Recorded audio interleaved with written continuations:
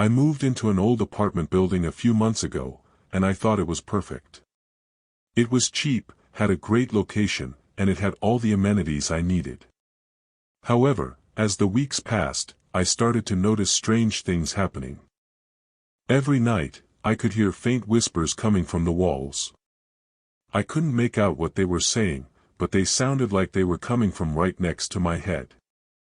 I tried to ignore it, but it only got worse. The whispers became louder, and I started to hear them during the day as well. One night, I woke up to the sound of scratching coming from the wall behind my bed. It was so loud that it sounded like someone was trying to break through the wall. I turned on the light, but the scratching stopped. I assumed it was just rats or mice, but when I inspected the wall, there was no evidence of any pests. As time went on, the strange occurrences continued. Objects would move on their own, and I would see shadows moving out of the corner of my eye.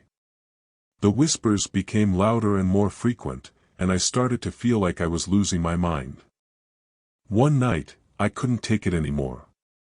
I banged on the walls, screaming for whatever was making the noises to stop.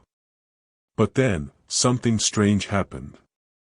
The whispers stopped, and in their place, I heard a deep, guttural voice say, "You shouldn't have done that." I was paralyzed with fear, unable to move or speak.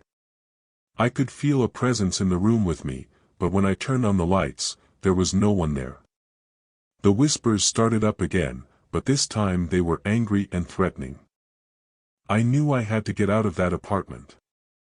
I packed up my things and left the next day, but I could still hear the whispers following me down the hallway as I left. I never found out what was causing the strange occurrences in that apartment, but I knew I never wanted to experience it again.